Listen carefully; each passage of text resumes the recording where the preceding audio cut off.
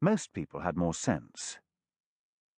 He stopped before the building and looked it over, his fists on his hips and a broad, cocky grin on his face. JC loved a mystery and a challenge and a chance to kick the unearthly where it hurt. JC was tall and lean, loud and confident, full of energy and far too handsome for his own good. In his late 20s, he had a rock star's mane of long dark hair and a rich ice cream three-piece suit of quite startling style and elegance. He also wore the heaviest, darkest sunglasses he could find, with good reason. Simply standing there in the wide-open car park, he looked like a sheriff come to clean up Tombstone.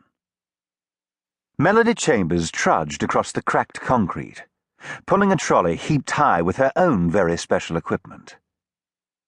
Melody was the science geek of the team, and proud of it. She used technology as a weapon to beat the supernatural into making sense. She knew everything there was to know about fringe science and paranormal activity. And what she didn't know, she made up as she went along. She firmly believed in the iron hand and the iron glove approach, and only settled for poking ghosts with a stick when she didn't have a better weapon to hand. Melody was pushing the edge of her late 20s, and pretty enough in a conventional sort of way. Short and gamine thin, she wore her auburn hair in a severe bun at the back of her head, so it wouldn't get in the way. Melody was a very practical sort, first and always. She never bothered with makeup, and wore serious, no-nonsense glasses. Her jeans, sweater, and jacket were dark, practical, and anonymous. She kept several sets in her wardrobe, all exactly the same, so she didn't have to waste time wondering what to wear. But even standing still beside her trolley, scowling impartially at JC in the factory, she blazed with repressed nervous energy, waiting to be unleashed upon some poor unfortunate spirit. And finally, there was happy Jack Palmer, taking his time locking up the van, and even more time slouching across the car park, to make it very clear to one and all that he didn't want to be there. Happy had just turned 30, and was still bitter about it. He was the team telepath, borderline head case, and dark, cheerless pain in the arse. Because, as he was fond of saying, if you could see the world as clearly as he did, and all the weird and strange things we shared it with, you'd be clinically depressed too. Happy could gloom for England, and still take a bronze in dire mutterings. He might have been good-looking if he ever stopped scowling, and he might have been tall if he ever stopped slouching, but the odds were against it.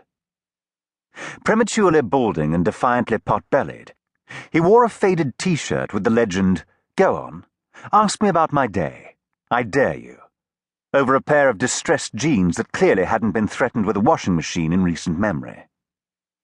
He wore slip-on shoes because he couldn't be bothered with laces, and a battered leather jacket that looked like the animal who bequeathed its skin had known a really rough time even while it was still alive. Happy was a Class 11 telepath, and would clearly have lobotomized himself with a blunt ice pick if he thought for one moment it would keep the voices out of his head. JC turned to Melody and beamed at her. "Have you got all your toys, Melody? I'm sure you could pack that trolley a little higher if you really tried." "Eat shit and die, Chance," said Melody. "You couldn't do this job without me and my equipment, and you know it." "And happy, said JC, ignoring Melody with the ease of long practice. "Have you locked up the mystery machine properly?" "I wish you'd stop calling it that," said Melody. "It wasn't that funny when we picked the bloody thing up from the rental place, and it's grown exponentially less funny all the way here." "I can think of worse things to call it," said Happy. "It isn't so much a minivan as a nearly van. Only the extensive corrosion is holding the bodywork together, and the engine makes more noise than a banshee with bleeding hemorrhoids. The van's about as much use as a thing that's no damned use at all. Oh, God, I'm so tired I can't even manage a decent metaphor. I hate long train journeys and I hate car rentals. I swear..."